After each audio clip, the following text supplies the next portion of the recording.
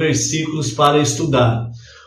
Ontem nós encerramos 3.195 versículos estudados nesse novo ciclo, e agora com essas duas porções nós vamos somar um total, pela graça de Hashem, chegando no próximo fim de semana, nós teremos aí 3.339 versículos a estudar, ok?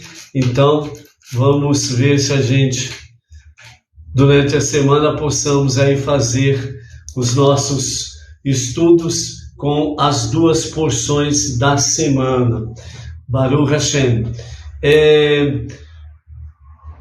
Esta semana nós vamos permanecer no livro de Levítico, o capítulo 18, a partir do verso 30, e nós vamos até o capítulo 20, verso 27, somando as duas porções, ok?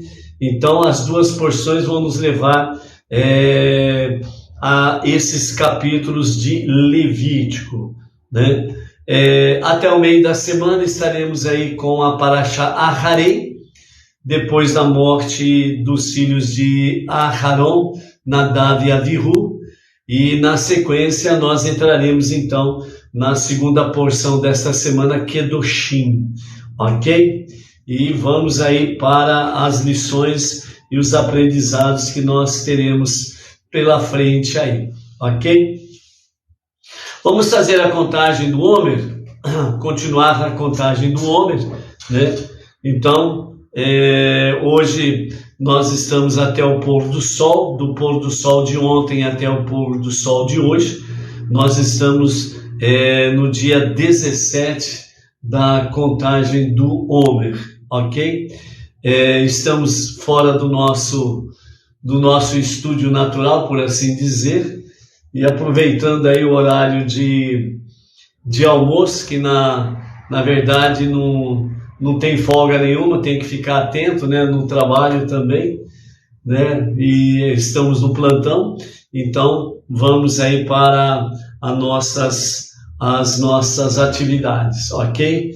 Então de vez em quando a gente dá uma de pescocilde, né, tipo pescoção de avestruz, né, para ficar olhando os arredores aqui do trabalho, tá bom? Vamos lá. Então vamos fazer a contagem do homem. Estamos na terceira semana da contagem do homem e hoje é o terceiro dia da terceira semana, ok? Então eu vou falar, depois vamos juntos repetir e juntos estaremos fazendo a contagem do Homer.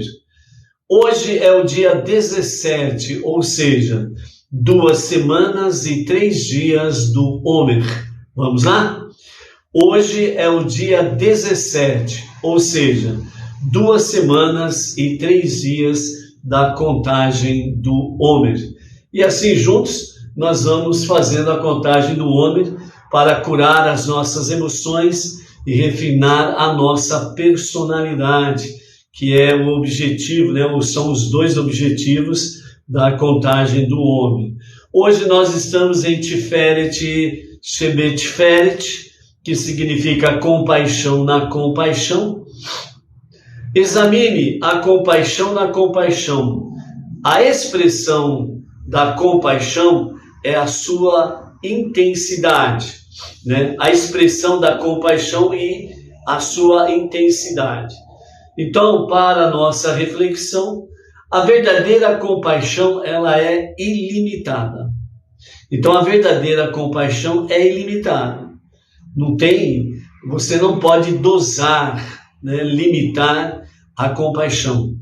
Você pode ordenar, disciplinar, no sentido de não ser demais, no sentido de sufocar a pessoa que está sendo ajudada, né? E nem a você mesmo, e também não pode ser de menos, né? Para não ficar em falta, né? Mas a compaixão, ela é ilimitada, ou seja, ela é para ser aplicada em qualquer momento, em qualquer tempo e em qualquer situação. Então você não tem limites para ela. Eu não vou fazer isso, eu não vou fazer aquilo por causa disso, por causa daquilo. Não. A compaixão, ela é ilimitada, tá bom? Baruch Hashem. Não é uma extensão de necessidades próprias e nem é definida por sua própria perspectiva limitada. Compaixão pelo outro é alcançada adotando-se uma atitude altruísta e desinteressada, elevando-se acima de si mesmo e colocando-se na situação e na experiência da outra pessoa. Ou seja, a compaixão, ela tem que ter uma atitude altruísta, ou seja, você não pensa em você, você pensa com compaixão no próximo. Ao mesmo tempo, né, ela deve ser desinteressada, ou seja, não importa qual é a situação ou a posição social da pessoa. Ela é pobre, eu não vou perder meu tempo com ela. Ela é rica, opa! Vou gastar o meu tempo aqui, vai render alguma coisa, entendeu? Então é esse sentido aí, né? Ela tem que ser altruísta e desinteressada. Compaixão não vê sexo, cor, não vê qual é a religião da pessoa, etc, etc, etc. A compaixão, ela é ilimitada. Ponto final. Vou exercer compaixão para os outros enxergarem que eu sou bonitinho. Não, negativo. Eu vou fazer compaixão porque amanhã ou depois essa pessoa pode me ajudar em alguma coisa. Também não é compaixão. Eu vou ajudar a pessoa com compaixão porque a minha compaixão para com ela é porque essa pessoa aí, ela é meu parente, é meu amigo, é não sei o que lá. Então, não pode ter essas qualificações, né? Você usar a compaixão para ajudar alguém, mas colocar uma moldura em volta desta questão, né? A compaixão, ela é altruísta e desinteressada, e ela é ilimitada. Outras perguntas para nós refletirmos, né? Aliás, completando essa questão aí, a compaixão ilimitada, compaixão na compaixão, que é o dia de hoje, Tiferet, Shebet, Tiferet, né? Então, compaixão na compaixão, ela é ilimitada. Então, uma das características dela é que você precisa se colocar na experiência e na situação daquela pessoa que está precisando de ser ajudada, né? Então, por exemplo, uma pessoa está passando fome, ela está passando necessidades na sua casa, no seu lar, né? A família dela estão passando fome. Você precisa se colocar no lugar daquela pessoa. Se eu estivesse no lugar dela nesse momento, eu estaria junto com a minha família, nós estaríamos passando fome, passando necessidade. A barriguinha roncando das crianças de fome e eu não tenho o que dar para elas. Como que eu agiria numa situação dessa? Então é você se colocar na situação e na experiência da pessoa para que você possa usar da verdadeira compaixão e não ser uma pessoa mesquinha, egoísta, né? Ou que gosta de se aparecer. Deus corta as asas e aí você cai do seu voo e se estrubica todo, entendeu? Perguntas para a nossa reflexão. Estou preparado e sou capaz de fazer isso? Se você não está preparado e não é capaz, então comece a se preparar e realmente adquirir capacidade para realizar.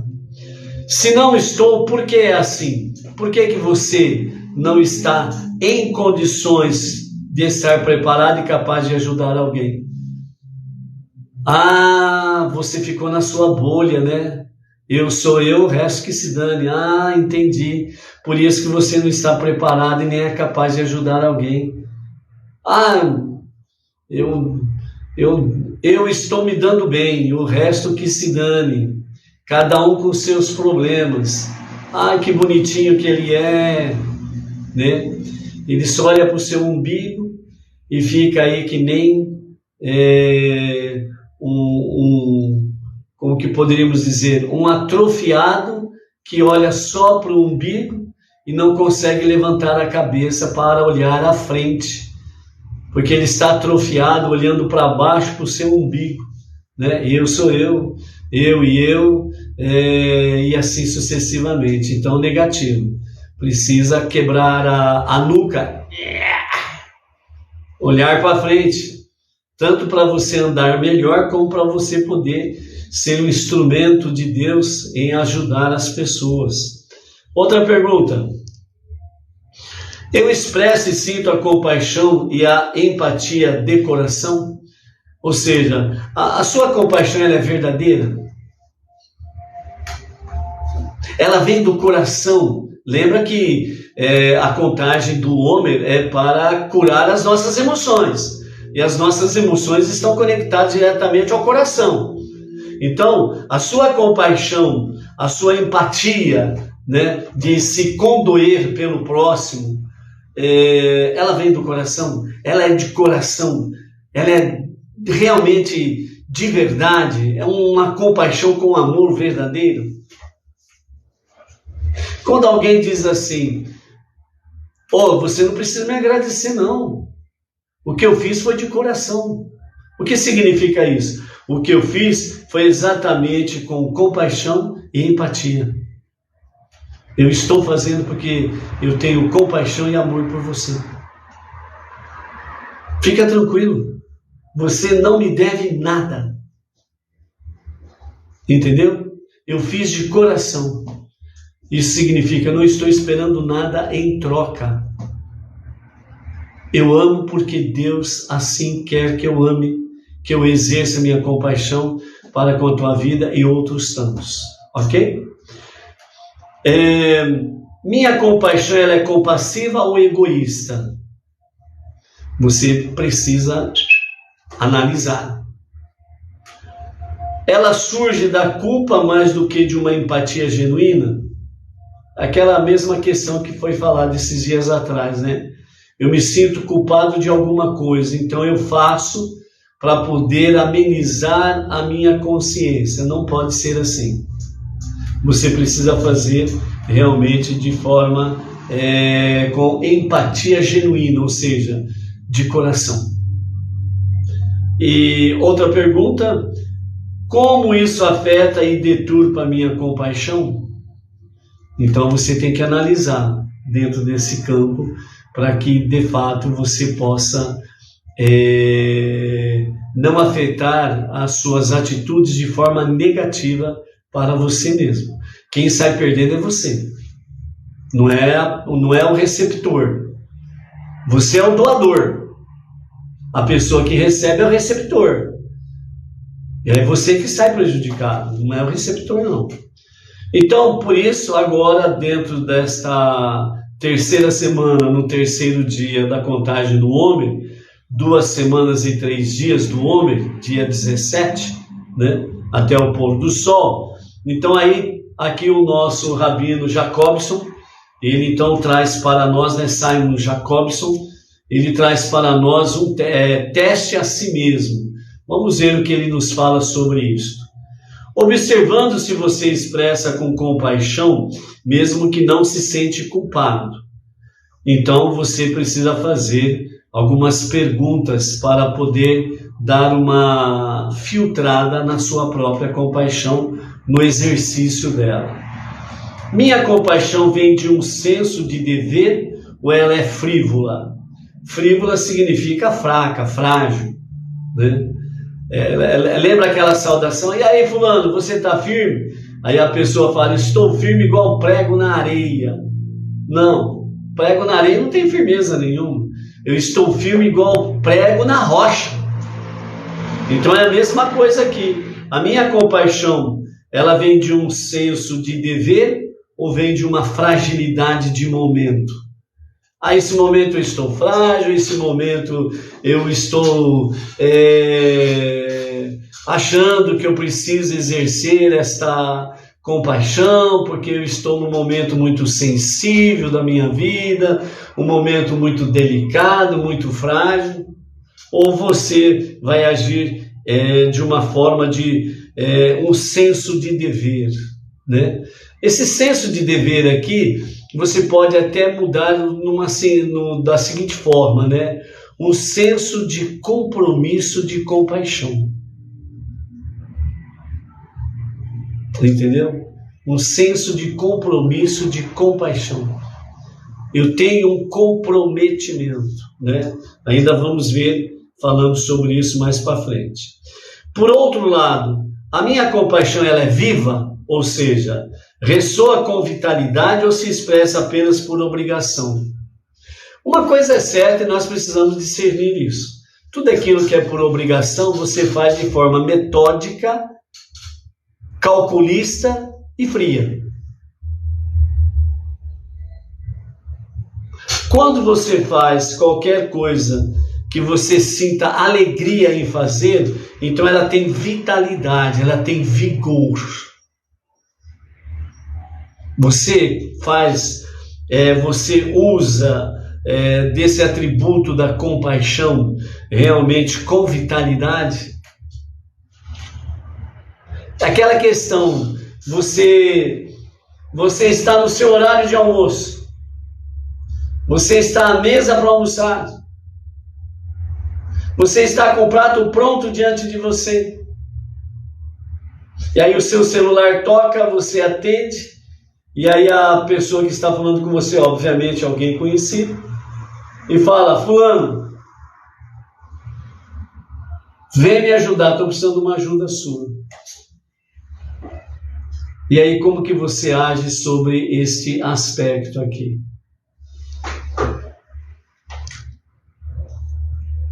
Como que você vai reagir?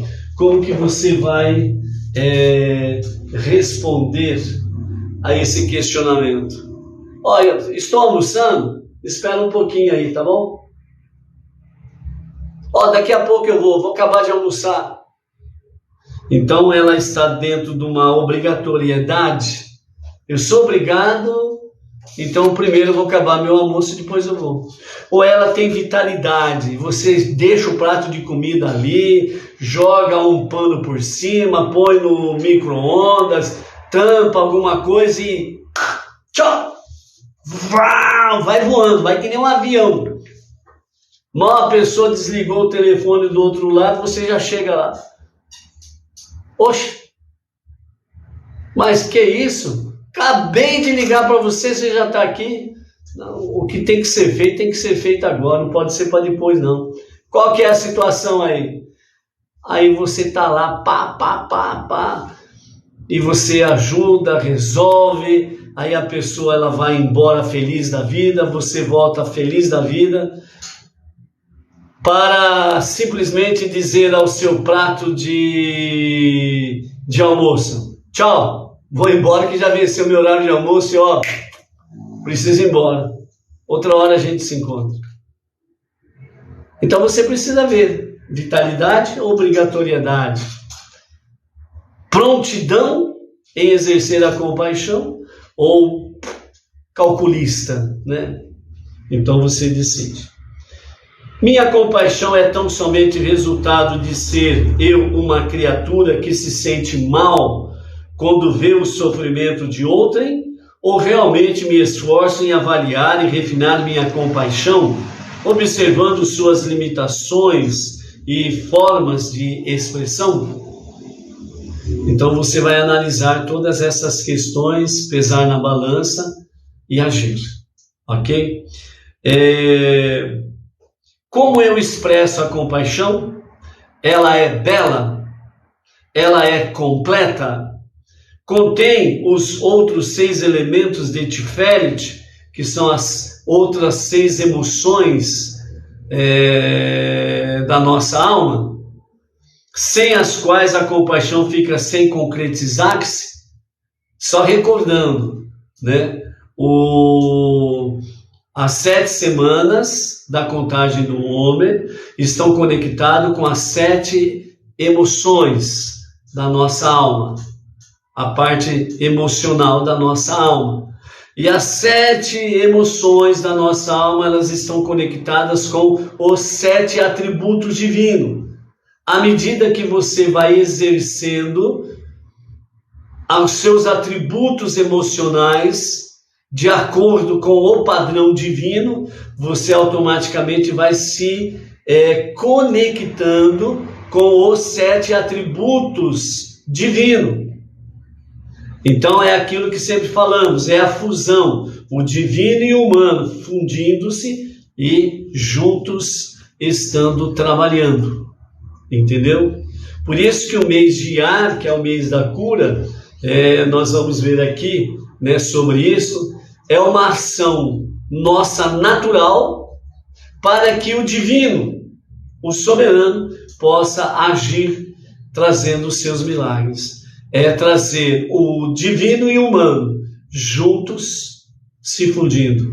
Deus e o ser humano se fundindo para que realmente eu esteja em Deus, Deus esteja em mim. Essa precisa ser o nosso ponto de vista, ok? Então, por isso, o exercício do dia é: expresse sua compaixão de uma nova forma, uma forma que vá além de suas limitações anteriores.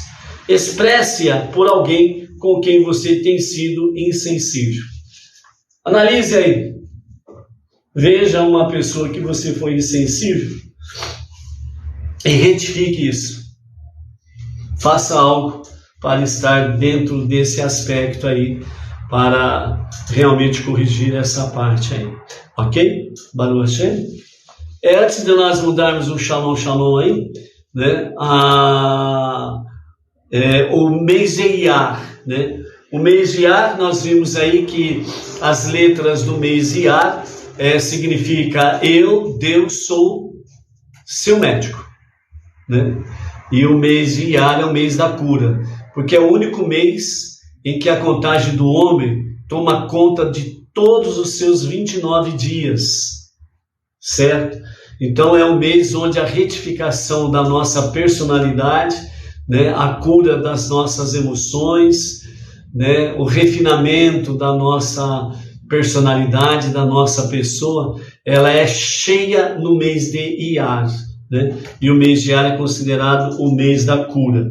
Também os nossos sábios falam que o mês de Iyar pode se dizer assim: Ani Hashem Rofecha, Ani Hashem Rofecha, que significa eu sou teu Deus que cura.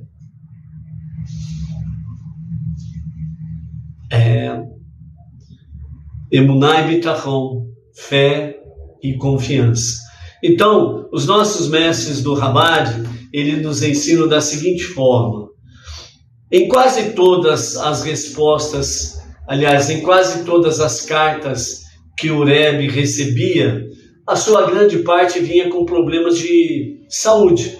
As pessoas pedindo uma bênção pela questão da saúde, né?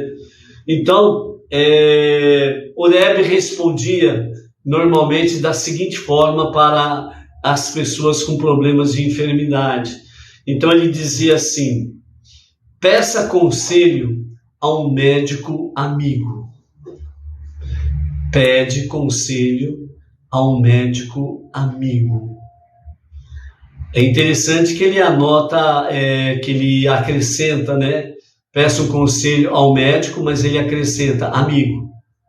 Porque você sabe muito bem que há uma história que a gente gosta de contar sobre quando chega nesse aspecto aí. Um determinado médico, ele labutando o seu dia a dia, ele tem um filho, o filho vai crescendo, ele vai estudando o filho, etc. e tal, e trabalhando na medicina. Aí depois ele consegue preparar o filho, fazer um vestibular e passar na faculdade de medicina. E durante o seu período da faculdade de medicina, o pai labutando para manter o filho lá na faculdade de medicina, etc. Se forma, faz residência, papapá. Pronto, já está pronto para clinicar e assumir uma clínica. Então ele começa a trabalhar com o pai, obviamente. Então depois disso ele começa a trabalhar com o pai vê a sua capacidade, etc. e tal. Então o papai médico diz ao filho médico: ó, eu e mamãe vamos sair para umas férias merecidas e você vai cuidar aqui, além dos seus pacientes, vai cuidar dos meus pacientes também, tá bom? Tá bom, pai. Ele falou assim: ó, essa paciente aqui, ela tem um problema de uma ferida na perna, cuide bem dela. Ok, papai, boas férias, tchau, tchau. Aí o papai vai, faz as férias dele, etc e tal. Aí terminou as férias, veio embora. Aí passou 15 dias, aquela referida paciente não apareceu. Passou 30 dias, não apareceu. Passou 45 dias, não apareceu. Aí ele chegou para o filho e falou: filho, lembra daquela paciente assim, assim, assim, do problema da ferida da perna dela? Sim, lembro. Então, eu falei para você cuidar direitinho dela tal, e já passaram-se 45 dias, ela não retornou. Ah, mas o senhor não falou que era para cuidar bem dela? Sim, eu falei.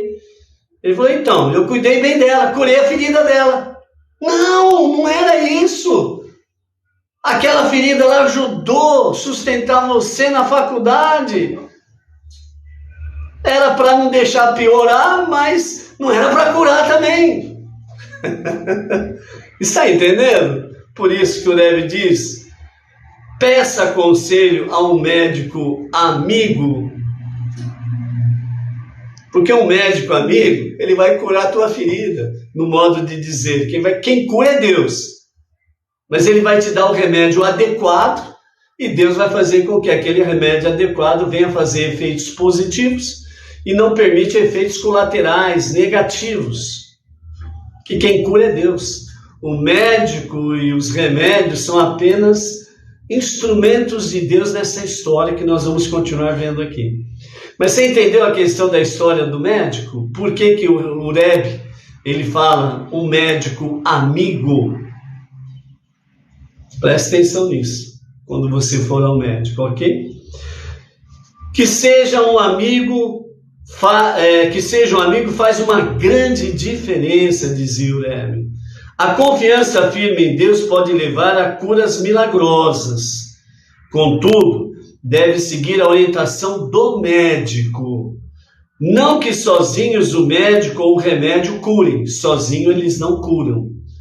Quem, na verdade, cura é o médico de toda a carne, é o médico da humanidade. O médico e os remédios fazem um canal natural para que ocorra a melhora, e Deus faz o milagre da cura. Este é o caminho que Deus prefere para que ocorram os seus milagres, os meios naturais. Esse negócio aí que Deus faz tudo por você, né? Personagem X levou todas as suas enfermidades, você não tem mais enfermidade, você não tem mais nada, né? As pessoas não procuram médico, procuram simplesmente, né? Ou entre aspas, né? O curandeiro, o líder religioso, o curandeiro, né? E fica nessa questão. E não vai, não procura um médico amigo atencioso para seguir suas recomendações e Deus fazer um milagre. Onde muitas vezes, né, as pessoas não aceitam a orientação médica, não concordam, simplesmente recusam, pioram o seu quadro e depois diz o quê? Deus esqueceu de mim. Não é por esse lado. Então, por isso, 4 conselhos para a cura, diz os nossos sábios. Encontre um bom médico e siga o seu conselho. Esse é o tema. Não podemos esquecer disso. Encontre um bom médico e siga o seu conselho. E aí vão acontecer 4 coisas para a cura. Primeira, encontre um bom médico e siga o seu conselho. Ok? É o primeiro item, melhor dizendo, para a cura. Encontre um bom médico e siga seu conselho. Segundo, afaste todos os pensamentos sobre a doença. Pense exclusivamente em termos de saúde. Você ficando curado, saudável, Para qual finalidade? Servir a Deus, essencialmente. Terceira, reforce sua confiança no médico da humanidade, o soberano de todos os mundos, sabendo que ele curará da maneira que lhe seja adequada ou que pareça adequada. Deus é que vai fazer acontecer. E o quarto e definitivo passo é: aumente seu estudo da luz interior da Torá. Então, quando você está participando do estudo da Torá, seja aqui à tarde com a Torá, seja das suas leituras da Torá, de Salmos, né? Você está alimentando a saúde para você ser curado, ok? Então, mais um detalhe do mês de Iyar, né? E a partir de amanhã nós estaremos também falando mais alguns fatos e características do mês de Iyar. Baruch Hashem. O nosso Shalom para esse primeiro dia da semana aí vai para o Alan Ferreira, Rio de Janeiro, a Marcleide Linhares, a Ângela Rodrigues de Maracanaú, Ceará, Silvia Costa, Lia Camargo, aqui da região de Bauru, a Lia Camargo, Rosenthal Cruz Júnior, da cidade Serra, Espírito Santo, Raimundo Nonato Araújo, de São Luís do Maranhão, a Rosa Silva, de Martinópolis, São Paulo, a Lídia Moreste de Oliveira, Vitória, Espírito Santo, Arielle Cardoso, Florianópolis, Santa Catarina, Fábio de Souza Santos, Porto Real, Rio de Janeiro, Nayara Oliveira, Rio de Janeiro, Ernestine White Lins, não tem a cidade dela, Nelson Calera, Pirajuí, a nossa região, Célia Bina, São Paulo, capital, o casal Tânia Martins e Carlos Martins Araújo, o Fábio Rasweiler, de Florianópolis, Santa Catarina, né? O nosso querido Maurício Coelho, o emissário Iosef Maurício, ele é lá de João Pessoa, né? Paraíba. Ele e a comunidade local lá de João Pessoa também estão sempre conectados aqui à tarde com a Torá. Então, ao Maurício Coelho, o emissário, né? Iosef Maurício, de João Pessoa, e toda a comunidade ali, a nossa gratidão e shalom para vocês aí. Ionésio Antônio da Silva, Jânio Heder, Davi Nascimento, Verônica Barcelos e Eliana Ferreira, de Nova Friburgo, cidade serrana, Rio de Janeiro. Baruch Hashem, ok? Temos aí o Roberto Andrade, de Paraguaçu Paulista, que está por aí também, né? Quem mais está aí? O Luiz Ribeiro, Itaquera Grande, São Paulo, a Miriam Barros, Brasília, quem mais está aqui? Deixa eu ver. O Pedro Zaghini, né, de Campinas, né? Ali de Campinas. Temos aí o Paulo Augusto. Quem mais está por aí? A Tiesca Matos, da cidade de Eusébio, Ceará.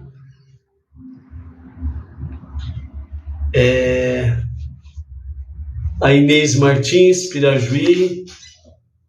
Olha, aqui está meio complicado aqui, que a Luciana Rodrigues, de Marília, região nossa aqui de Bauru, né? O Paulo Augusto é de Franca, Baruch Hashem, Franca, onde estão aí 3 irmãos meus aí, a Isabel,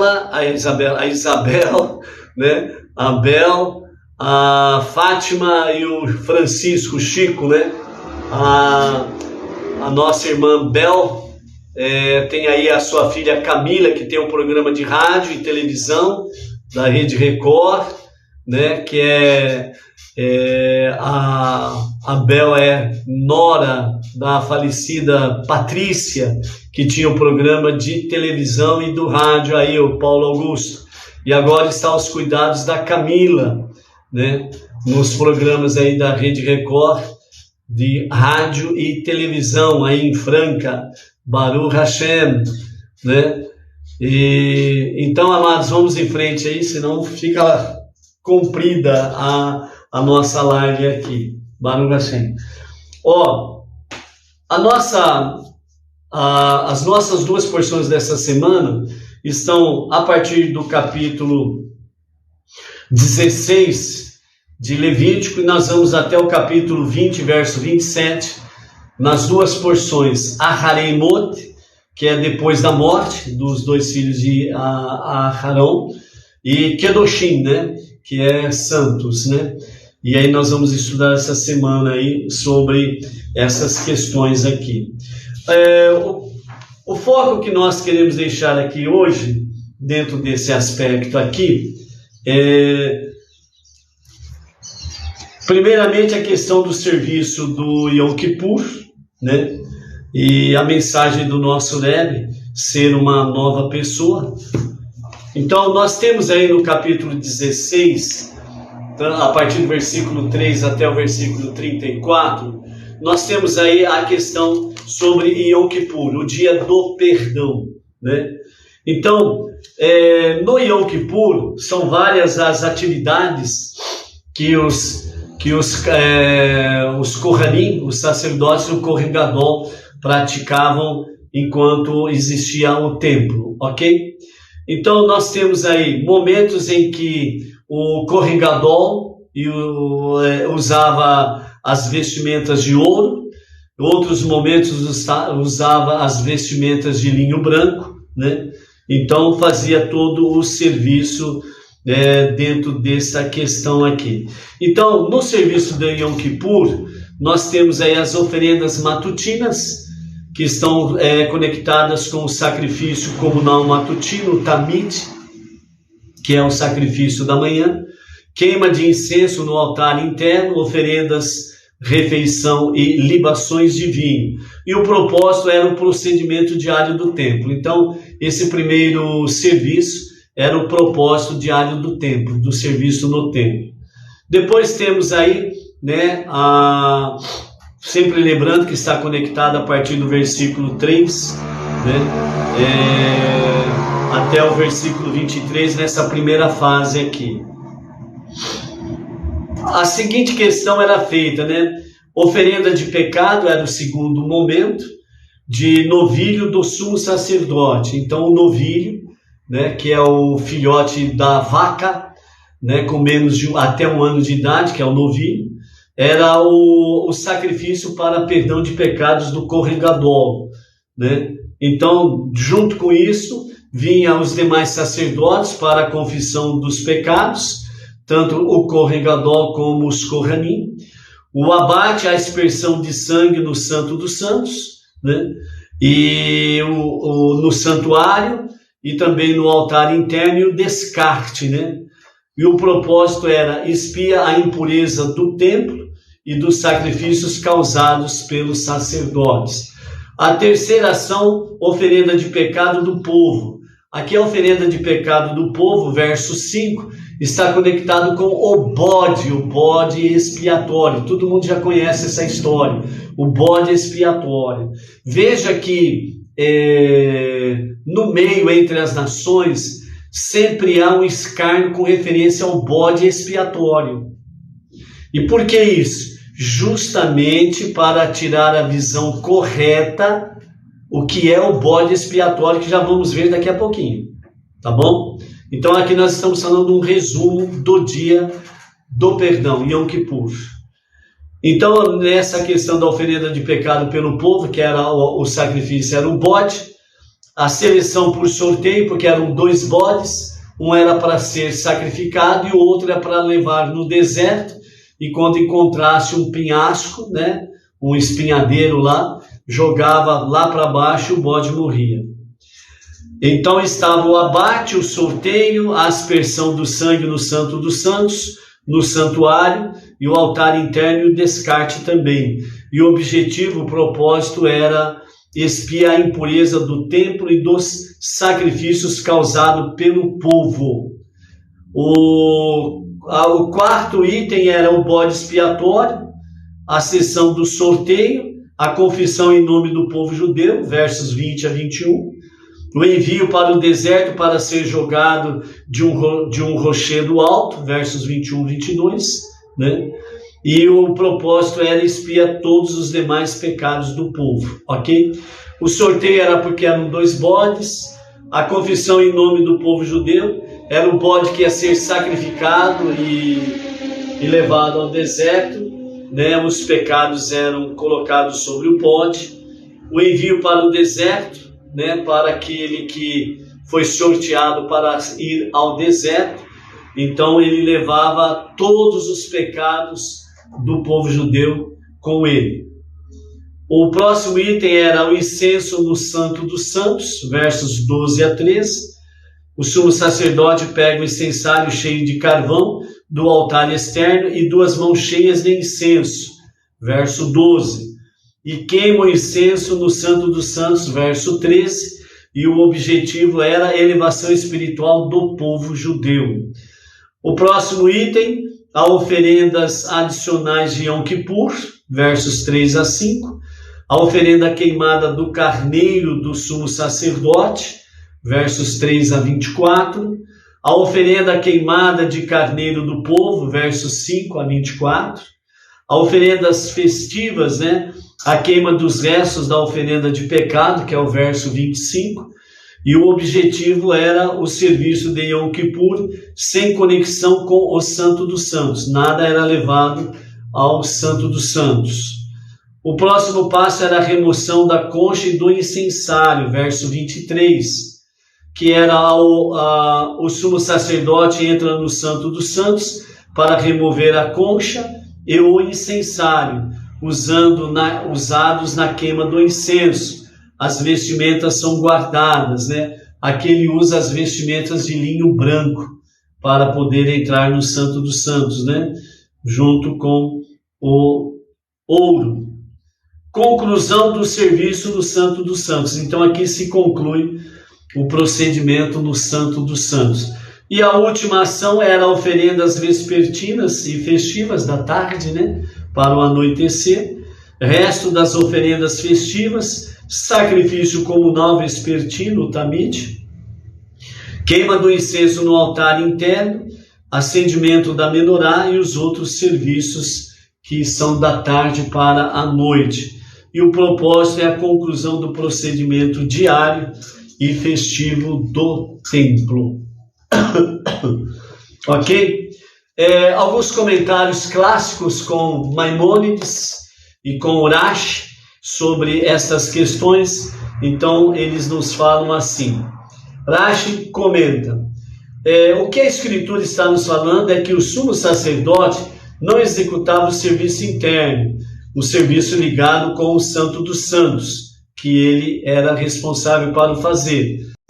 Usando as 8 vestimentas sacerdotais, com as quais ele executava o serviço externo, pois as 8 vestes continham ouro, que recordava o pecado do bezerro de ouro.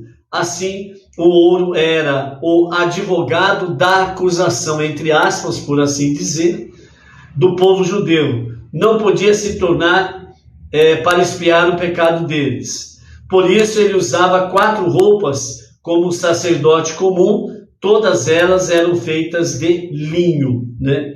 Então, quando ia para o sacrifício do animal, o corregador estava ali com as vestes também com traços de ouro para recordar o pecado do bezerro de ouro, para um arrependimento correto. A Teshuvá, né?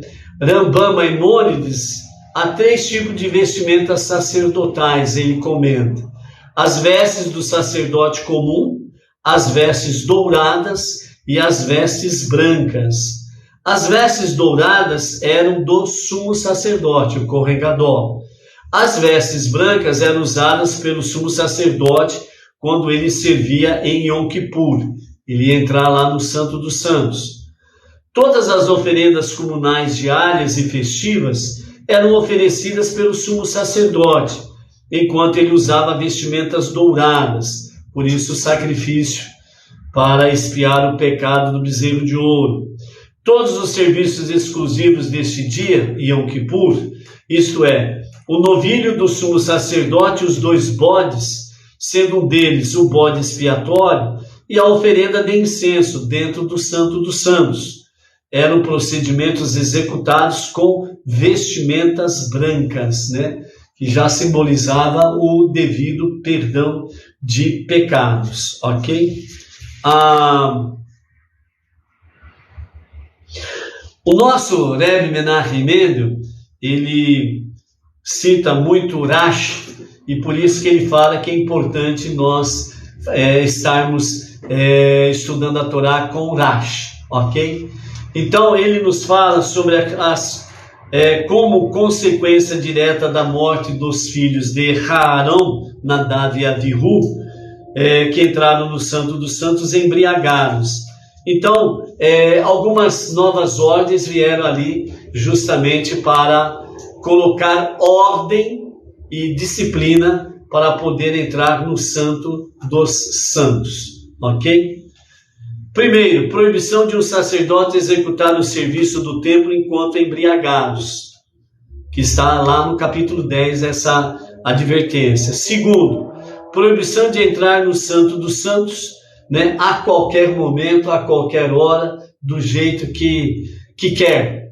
Agora eu vou. Não, Nadav e Avihu mostrou essa questão, um erro nesse sentido. Não, somente o Kohen Gadol e uma vez por ano em Yom Kippur, ok? Que é o dia propício para tal finalidade. Então Aarão foi advertido explicitamente de que seus filhos haviam morrido por terem sido negligentes, né, nesta área aí, ok?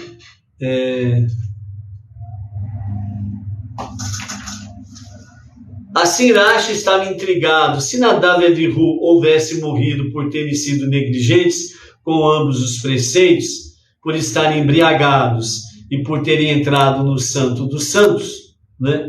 Então, por que Arão foi advertido, né?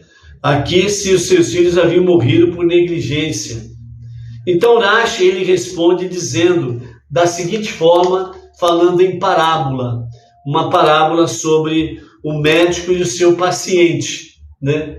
Então, o médico disse ao paciente para que ele não se alimentasse de comidas frias e não deitasse em lugar frio, porque o paciente dizia que ele tinha muito calor e o desejo dele era comer comida fria e deitar em lugar frio, devido à intensa a temperatura do corpo, né, de estar muito elevada, né? Mas o médico falou de forma branda, tranquilo, né? E o paciente não deu ouvidos. Quando o paciente retornou, e o médico perguntou para ele, aí, como que você está fazendo? Ele falou, eu continuo comendo comida fria e deitando em lugar fresco, para que eu possa amenizar esse calor intenso, né? Então o médico mudou a retórica. Ele disse assim, você para de comer comida fria e deitar em um lugar frio, senão você vai morrer. Entendeu? Siga a recomendação, ponto. Aí o paciente seguiu a recomendação. Então, Rashi, ele traz essa parábola para falar exatamente isso. Porque até então, né, a manifestação do amor de Deus para com o povo judeu, para com Moshe, Arão e os seus filhos, era um amor legal. Era um amor sem vamos dizer assim, sem uma advertência mais dura. Como Nadav e Avihu, eles simplesmente passaram dos limites, então a advertência de Deus vem de um pouco mais dura, para que não morra. Por isso, Deus falou dessa forma com Arão. Não entre no Santo dos Santos a não ser em Yom Kippur, para que você não morra. Por quê? Porque Nadav e Avihu, ele aprendeu com seu pai, Arão, esse amor intenso por Deus. E quando realmente eles, né, tomaram muito vinho, então eles queriam expressar esse grande amor por Deus. Então eles foram para Deus. Eles foram ao encontro de Deus. Eles já não aceitavam mais essa configuração simples. E Arão era assim. Então, antes que Arão fizesse ou cometesse a mesma falha, então Deus veio e falou: não faça para que você não morra, como Nadab e Abiú, né? Então, é dentro desse aspecto em que a advertência ela soa de uma forma mais rígida, mais forte, para realmente não haver nenhuma falha e Arão, né, não chegar a cair aí realmente em morrer devido a essa questão aí, ok? Um outro detalhe que nós temos aqui, para podermos falar, né, eu estou completamente sem relógio, não sei que horas são, não sei como que está o tempo aí, quantos minutos que nós estamos no ar, se porventura alguém puder colocar aí quanto tempo estamos no ar, para que eu possa me localizar no tempo, ok? Então são a respeito dos versos 20 a 22, que nos fala sobre a expiação do bode. Então, o Rambam Maimônides, ele escreve para nós da seguinte forma, explicando para nós sobre a questão do bode expiatório, ok? Tem bastante coisa para falar e acho que não vai dar tempo de falar hoje. Não, Inês Martins, 18 minutos? Só andamos 18 minutos de tempo? Não pode ser. Vamos lá. Então, Maimônides, Rambam, ele fala que o bode expiatório, ele espiava pelo povo judeu inteiro. Então, o bode expiatório, ele espiava pelo povo inteiro, ok? Por todas as transgressões da Torá, os pecados severos e menos severos, aqueles violados intencionalmente e os violados sem querer, estando a pessoa consciente ou não do seu pecado. Tudo era expiado pelo bode expiatório. Vejam realmente. Então já estamos aí nos aproximando de 1 hora de live. Então vamos partir para o encerramento. Então vejam bem o poder do bode expiatório. Ele expiava todos os pecados. E nós vamos ver a comparação com Yom Kippur. Qual é a diferença de um e com o outro? Ok? Qual é a diferença de um e com o outro? Tá? Então, estamos aí quase chegando a uma hora de live. Ao Roberto Andrade, a Inês Martins, grato pelas respostas. Mas isso contando que a pessoa fizesse techuvá, o arrependimento. Lógico que o arrependimento sempre é o ingrediente essencial a ser somado em toda essa história. Mas veja o poder do bode expiatório, que ele expiava todos os pecados do povo judeu, certo? Caso ele não fizesse techuvá, o bode só expiava os pecados menos severos. Então, se não houvesse techuvá, somente os pecados menos severos o bode expiava. Os pecados severos eram aqueles pelos quais uma pessoa é passível tanto de execução por um tribunal, que é a pena máxima, a pena capital, quanto da excisão da alma, ou seja, morrer mais cedo e sem filhos, sem herdeiros, ok? E outras proibições e todos os mandamentos positivos que não eram punidos pela excisão da alma, eram pecados menos severos. Agora que o templo já não existe, não há nenhum altar para reconciliar, não há nenhum altar para o sacrifício do bode e nem para o bode para ser levado para o deserto. Porque se não tem o templo, não tem o altar para o bode, para o sacrifício expiatório. E também não tem a questão de mandar para o deserto, para o bode expiatório do deserto. Porque não tem o templo, não está em pé. Só ficou o muro, o cotelo. Ok? Então, o que restou nesse tempo? O que sobrou de fato para esse tempo? Se o pecado do bode, aliás, se a expiação dos 2 bodes, né, era uma expiação para todos os pecados, voluntários ou não, conscientes ou não, certo? E qual era o ingrediente que era somado ao bode expiatório? O ingrediente somado ao sacrifício do bode expiatório era a techuvá. Agora não tem o templo e só restou a techuvá, que é o retorno a Deus para um verdadeiro e genuíno arrependimento. Então, a techuvá agora ela expia todos os pecados, como diz Maimônides nas leis de techuvá, capítulo 1, versos 2 e 3. Sem a techuvá, sem um retorno a Deus para um verdadeiro e genuíno arrependimento, não há perdão de pecados. Ponto. Enquanto tinha o templo e o bode, ainda o bode, ele, mesmo não havendo techuvá, os pecados menos severos ainda eram perdoados pelo bode. Agora, sem o bode, nem os menos severos são perdoados se não houver techuvá. A techuvá é o único ingrediente que ficou para o perdão de todos os pecados.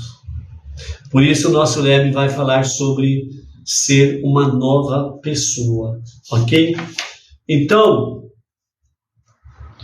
dentro dessa questão do bode expiatório, né, o nosso Rebbe Menachem Mendel, nas suas explicações, traz para nós realmente o aprendizado e ensinamento de Rashi, que diz assim: todo pecado tem 2 desdobramentos. Primeiro, seu efeito na pessoa que comete o pecado.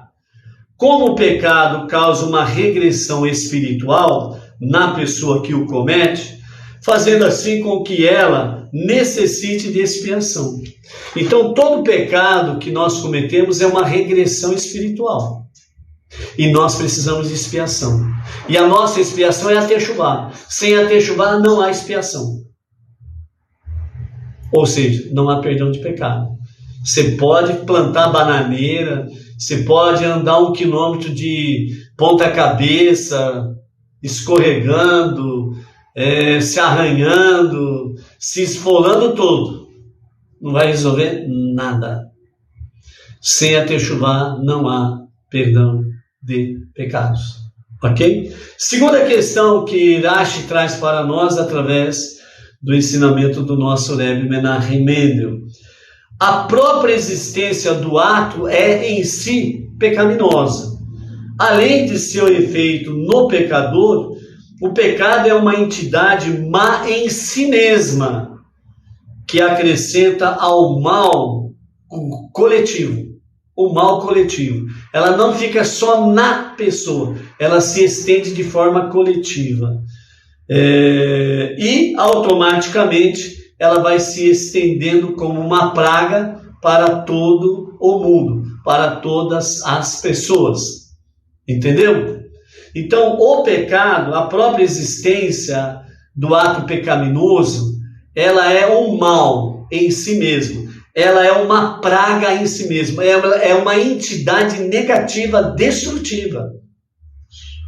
E ela não vai afetar somente a pessoa. Ela vai afetar realmente o coletivo. Aquelas pessoas que estão à sua volta. Sua família, seus vizinhos, seus amigos, seus parentes. E vai se estendendo. Não tem techuvá? Vai se espalhando. É uma praga. Você não pode ser uma praga. Você precisa ser uma bênção. Ok?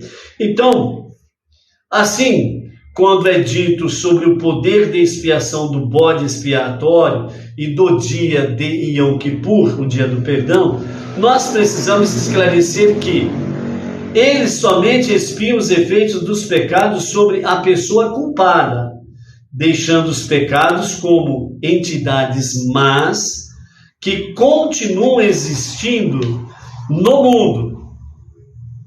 Ou seja, eles permanecem no mundo, eles alcançam expiação total, erradicando a própria existência dos pecados. Ao descrever o poder da expiação do bode expiatório, a Torá declara, nos versos 21 e 22, Aarão apoiará as mãos, ambas as mãos, sobre a cabeça do bode vivo e confessará todos os pecados dos filhos de Israel sobre o bode, todos os seus pecados intencionais e não intencionais. Ele assim colocará os pecados sobre a cabeça do bode e o enviará para o deserto, com um homem especialmente designado para isto. O bode então carregará sobre si todos os pecados. Capítulo 16, versos 21 e 22. Isso parece sugerir que os pecados em si, e não somente seu efeito, são colocados sobre o bode expiatório e despachados para o deserto, onde vai encontrar o penhasco, e ali ele vai ser remessado para baixo para a morte. Por conseguinte, Maimônides diz que o bode expiatório reconcilia todas as transgressões da Torá, todas são reconciliadas pelo bode expiatório, indicando que o bode expiatório tem o poder de expiar os pecados em si e não somente seu efeito sobre o pecador. Então, o bode, ele expia o pecado em si totalmente, tanto o efeito na pessoa como sobre a coletividade, sobre todo o povo. Ele leva o pecado, a culpa de todo o povo. O bode que vai para o deserto. Amanhã nós vamos continuar e vamos falar de Yom Kippur em comparação com a questão do bode expiatório, tá bom? Senão vai ficar muito comprido. O assunto é muito lindo, é muito precioso, mas ele é extenso. E nós precisamos aí realmente chegar a um entendimento, né, um conhecimento sobre a questão do bode expiatório e Yom Kippur e Teshuvá, ok? Então, de acordo com isso, né, o nosso Rebbe, finalizando, ele fala ser uma nova pessoa, citando as questões das roupas de linho, né, exatamente do Kohen Gadol em Yom Kippur, né? Não, eram vestidas pelo Kohen Gadol, as roupas de linho branco, né? No Yom Kippur, não deviam ser usadas nunca mais. Ele usava uma única vez em Yom Kippur. Depois seria uma nova vestimenta. A razão desta regra é que, quando alguém expressa um arrependimento verdadeiro, se transforma numa nova pessoa. Como a essência de Yom Kippur é o arrependimento, as roupas usadas pelo Kohen Gadol para os ofícios rituais desse dia deviam ser renovadas a cada ano. Então ele usava aquelas roupas, o linho, ele usava uma única vez em Yom Kippur. E como está conectado com a expiação do pecado, então verdadeiramente o que acontecia? Se transforma numa nova pessoa. A Teshuvá, o retorno a Deus para um verdadeiro e genuíno arrependimento, ela transforma as pessoas em uma nova pessoa. Então precisa mudar tudo, precisa ser tudo novo. E por isso, aqueles trajes não eram nunca mais usados. Eram feitos novos trajes para o próximo Yom Kippur. Então, por isso, que nós sejamos novas pessoas através da Teshuvá.